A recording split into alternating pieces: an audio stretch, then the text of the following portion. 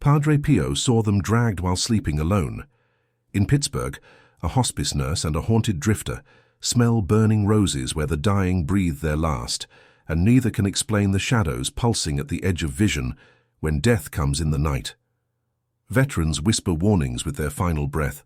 Sleepers never wake peacefully when no one watches.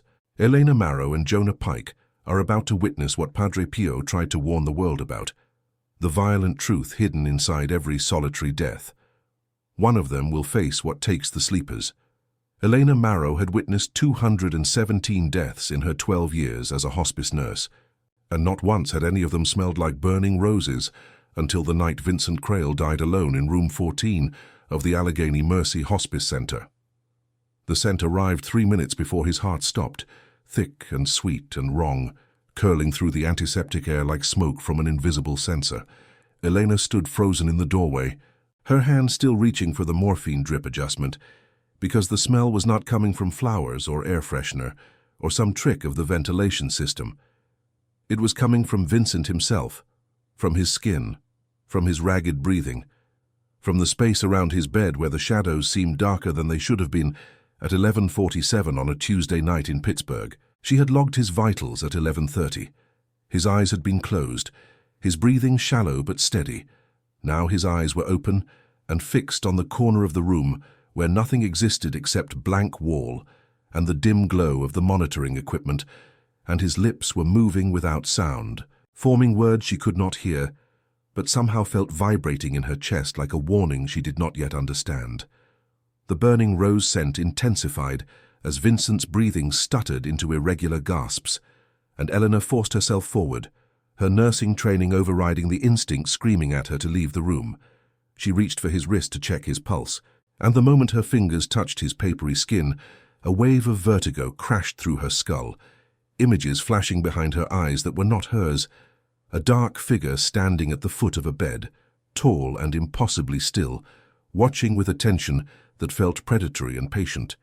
She jerked her hand back, stumbling against the IV stand, and Vincent's eyes locked onto hers for one lucid second. His mouth opened. Blood-tinged foam appeared at the corners of his lips. He whispered 2 words with perfect clarity despite the fluid drowning his lungs. "Not alone." Then his pupils dilated, his body arched once against the thin mattress, and he was gone. The monitors shrieked their flatline chorus. The burning rose smell vanished as if a door had slammed shut. Elena stood there shaking, her breath coming in shallow pulls, staring at the corner where Vincent had been looking, where the shadows still seemed to pulse with something that had no name in any medical textbook she had ever studied. She went through the motions mechanically, silencing the monitors, noting the time of death, pulling the sheet over Vincent's face with hands that trembled despite her efforts to steady them. The hospice center was understaffed on night shifts, which meant she was alone on the 3rd floor with 4 other patients, all sleeping or too sedated to call for help. Eleanor had chosen night shifts deliberately after her father died, craving the quiet and the absence of family members who asked questions she could not answer about suffering and mercy, and why God allowed good people to waste away in rooms that smelled like urine and bleach.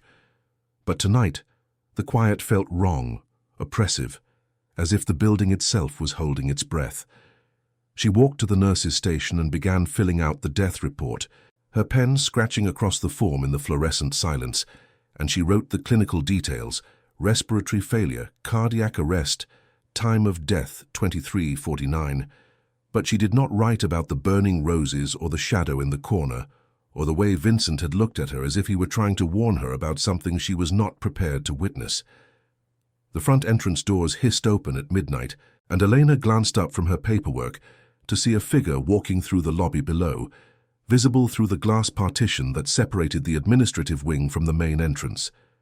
Young, maybe 19 or 20, dressed in a faded denim jacket and carrying a backpack that looked like it had been dragged through every bus station between here and nowhere. He moved with the loose-limbed wariness of someone who slept in places without locks and ate meals out of gas station microwaves. Elena recognized the type.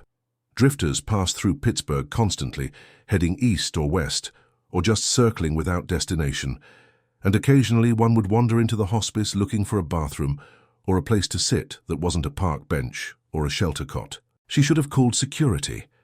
Instead, she watched him approach the elevator, watched him press the button for the third floor, watched the numbers light up as the car ascended, and she did not move or speak when the doors opened and he stepped out into the corridor where she stood behind the nurse's station with her pen still gripping the unfinished death report.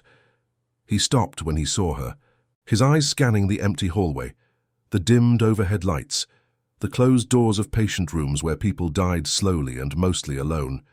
His face was angular and pale, dark circles under his eyes suggesting weeks of bad sleep or no sleep at all, and when he spoke his voice was rough like he had been shouting or crying or both.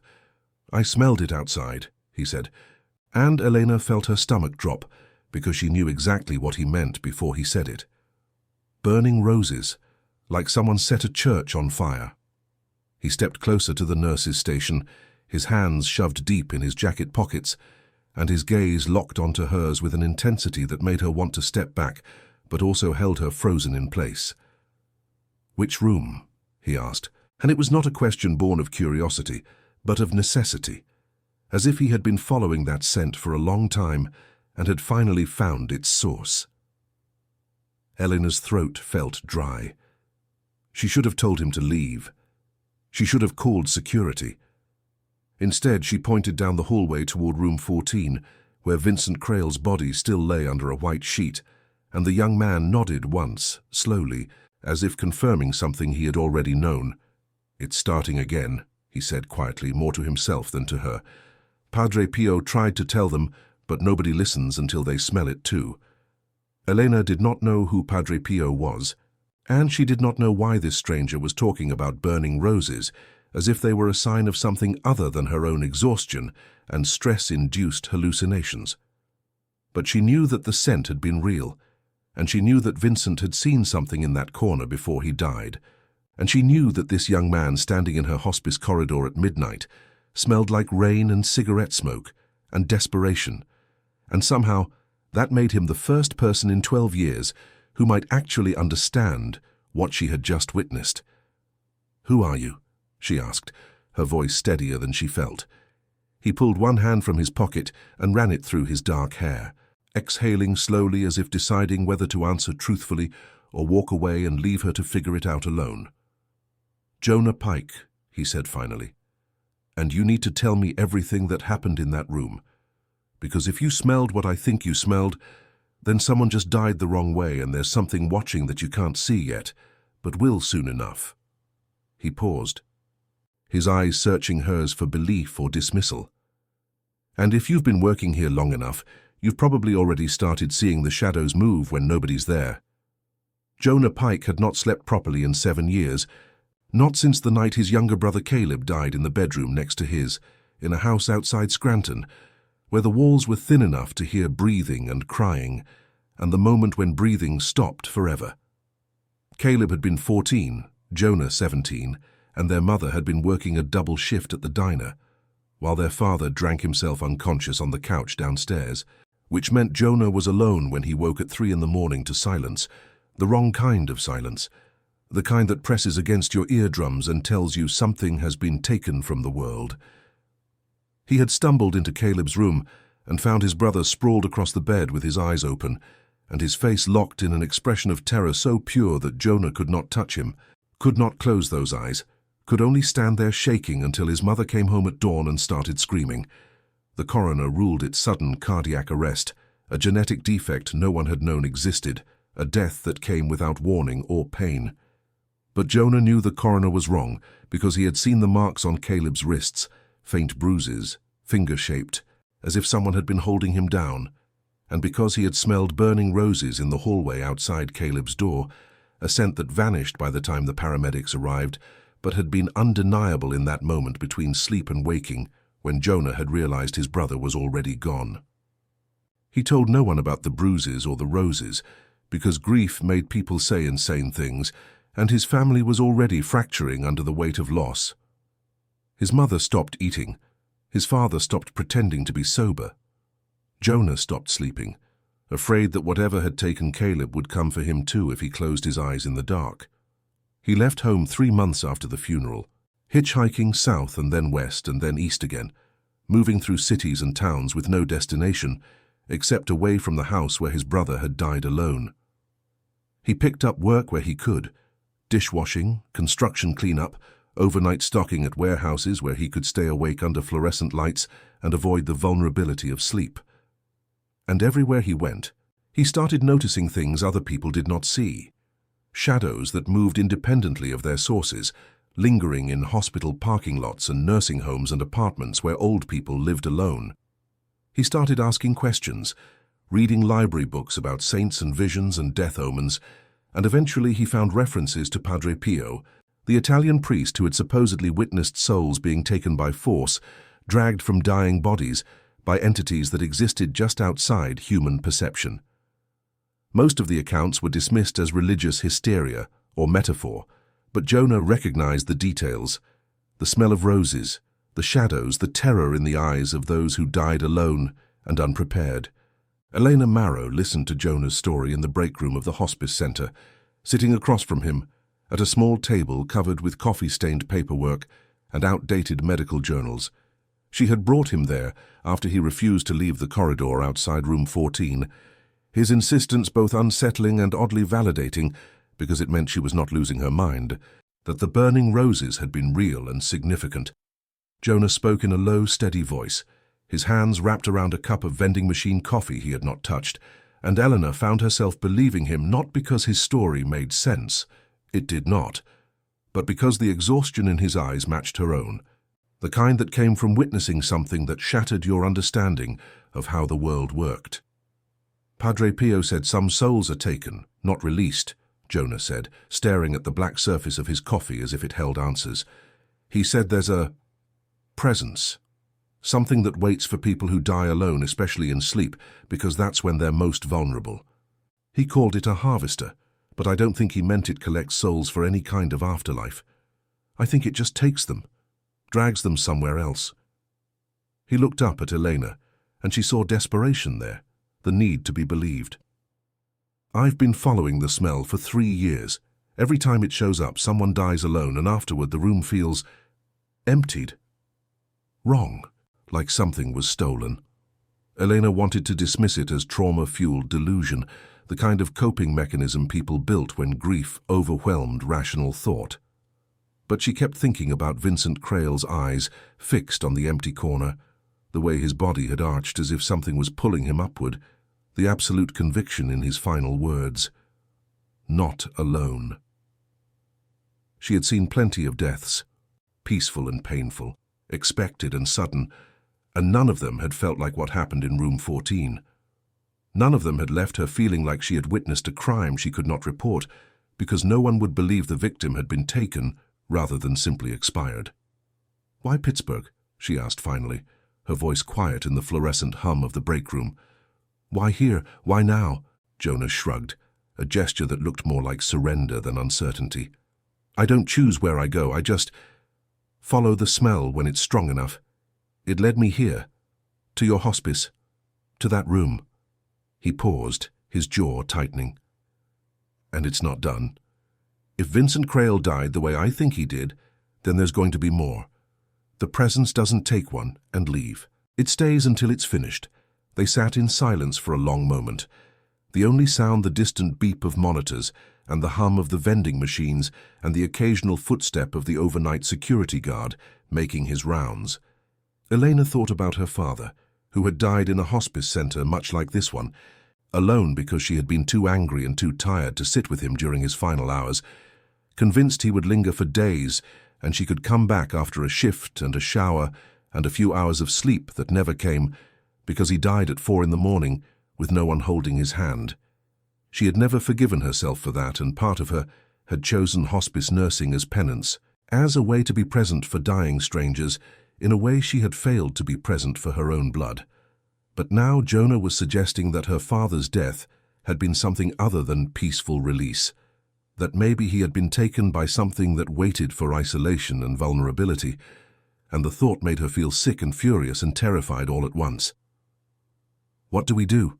she asked, and Jonah's eyes widened slightly, as if he had not expected her to say "we," as if he had been prepared for dismissal and disbelief rather than partnership. "We watch," he said. We stay awake. We make sure nobody dies alone, not in this building, not on our watch. And if the smell comes back, if the shadows start moving, we face it. We see what Padre Pio saw, and we prove it's real." He leaned forward, his voice dropping. "But you need to understand, once you see it, you can't unsee it, and it will see you too." Elena thought about the corner of room 14, where the shadows had pulsed, and she thought about Vincent Crail's whispered warning, and she thought about the burning roses that had filled her lungs with smoke, and sweetness, and terror. She should have walked away. She should have finished her shift and gone home and convinced herself it had been exhaustion or grief or the stress of 12 years spent watching people die.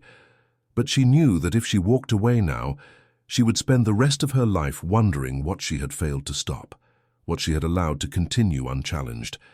"I'm in," she said, and Jonah nodded slowly, something like relief crossing his face.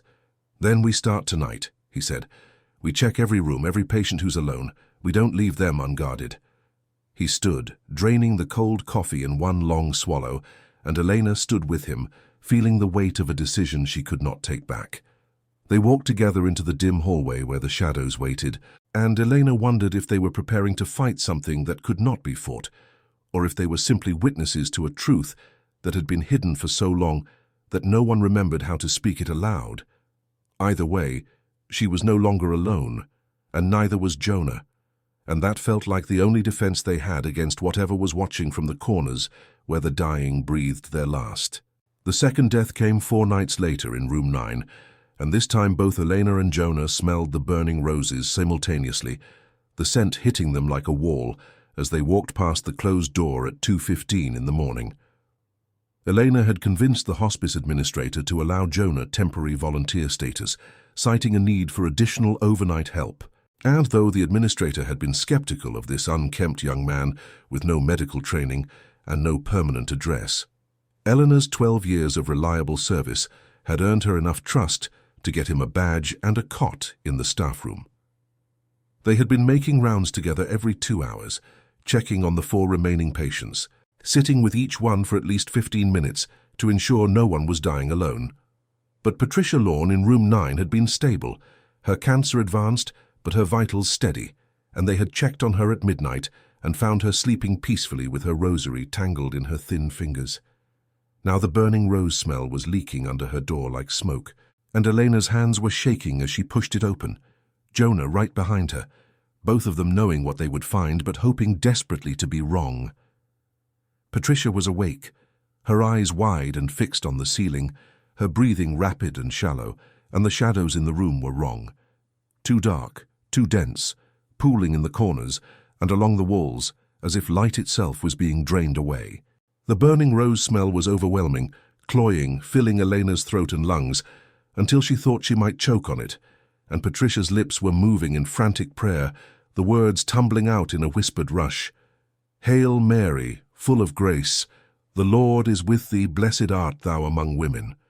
Her voice cut off abruptly, her body going rigid, and Elena saw it then, truly saw it for the first time, a shape in the corner near the window, not quite solid but not quite shadow either, tall and impossibly still, watching Patricia with an attention that felt hungry and patient and utterly inhuman. Jonah grabbed Elena's arm, his fingers digging in hard enough to bruise, and he whispered a single word that confirmed she was not hallucinating. "There." The shape seemed to notice them noticing it, and the temperature in the room dropped so suddenly that Elena's breath misted in the air, and Patricia screamed once, a sound of pure terror, and then her body arched and her eyes rolled back and her hand shot out toward Elena, as if trying to grab hold of something solid, something real, something that could anchor her to the world she was being torn from. Elena lunged forward, catching Patricia's hand, feeling the woman's pulse hammering against her palm, and she did not let go even as the shadows surged forward like a wave, and the burning rose smell became so intense it felt like drowning. "You're not alone," Elena said, her voice shaking but loud enough to cut through Patricia's panic. "I'm here. We're here. You're not alone." Patricia's eyes focused on Elena's face, tears streaming down her hollow cheeks, and her grip tightened with surprising strength for someone so close to death. The shape in the corner seemed to hesitate, its attention shifting from Patricia to Elena, and she felt the weight of that gaze like ice water in her veins, cold and assessing and furious that she had interfered. Jonah moved to the other side of the bed, his hand resting on Patricia's shoulder, and he began speaking in a low, steady voice. Words Elena could not quite make out, but that sounded like prayer or incantation or maybe just stubborn refusal to let this woman be taken without witness. The shadows writhed, pulsing with something that might have been frustration, and for a long moment Elena was certain they were all going to die right there in room 9, consumed by something that had no name and no mercy. But then Patricia's breathing steadied, the ragged gasp smoothing into something slower and deeper, and the burning rose smell began to fade, retreating like smoke sucked out through a vent. The shape in the corner dissolved, not disappearing but withdrawing, pulling back into the walls and the ceiling and the spaces between solid things, and the temperature rose again, the oppressive cold lifting as if a door had been shut. Patricia's eyes were still open, still looking at Elena, but the terror had faded, replaced by exhaustion and something that might have been gratitude. "It wanted me," Patricia whispered, her voice raw. "It was waiting. Padre Pio. He saw them too. The Watchers. He tried to warn everyone." Her fingers loosened their grip on Elena's hand, her body sinking back into the thin mattress, and her breathing slowed further, each inhale shallower than the last. But she was not alone, and she was not being dragged, and when her heart finally stopped 3 minutes later, it felt like a release rather than a theft, gentle and quiet and witnessed. Elena closed Patricia's eyes with trembling hands, and Jonah stepped back from the bed, his face pale and slick with sweat, and neither of them spoke for a long time because there were no words for what they had just done or what they had just prevented. They stood in the hallway outside room 9 while the coroner's van took Patricia's body away, and Elena felt something shift inside her, a certainty she had not possessed before this night. "It's real," she said. Not a question, but a statement of fact. And Jonah nodded, his hands shoved deep in his pockets, his eyes dark with memories she knew were not just about Patricia Lorne. "Padre Pio documented it," Jonah said quietly. "He saw people die alone, and he saw what came for them. The church dismissed it, said it was visions or metaphor, but he kept writing about it, kept trying to warn people that dying alone wasn't safe, that something waited in the dark for the vulnerable and the isolated. He said presence mattered, that even one person watching could keep it at bay." He looked at Eleanor, and she saw the weight of 7 years in his eyes, 7 years of following burning roses and failing to arrive in time. "We saved her," he said. And it sounded like disbelief, like he had not expected salvation to be possible. "We kept her from being taken, but there are going to be more. It doesn't stop, it just moves on to the next one." Elena thought about all the deaths she had witnessed in 12 years, all the people who had died while she was on break or off shift, or simply too late because death came fast and unexpected, in the hours when no one was watching. How many of them had been taken rather than released? How many had faced that shape in the corner with no one to hold their hand, no one to anchor them to the world long enough to die with dignity instead of terror? The thought made her furious and sick, and determined in equal measure. "Then we don't let them die alone," she said, her voice hard. "We stay. We watch. We make sure every single person in this building has someone with them when the end comes." Jonah studied her face, looking for doubt or fear or the inevitable retreat of someone who had glimpsed the abyss and decided to step back from the edge. But Elena Marrow had spent 12 years running from the guilt of her father's death, and she was done running. "We need to know more," she said. "Everything Padre Pio wrote, everything he saw, if he documented this, if he tried to warn people, then maybe he left instructions. Maybe he knew how to fight it." Jonah's expression shifted, something like hope flickering there. "There are letters," he said. "Archives. Most of it was never published, locked away in church records. But I know someone who might be able to get us access, someone who believes." He paused. "But it means going deeper, means accepting that this is real and hunting it instead of just trying to survive it." Elena thought about the shape in the corner, the way it had looked at her with something that was not quite sight but was definitely awareness.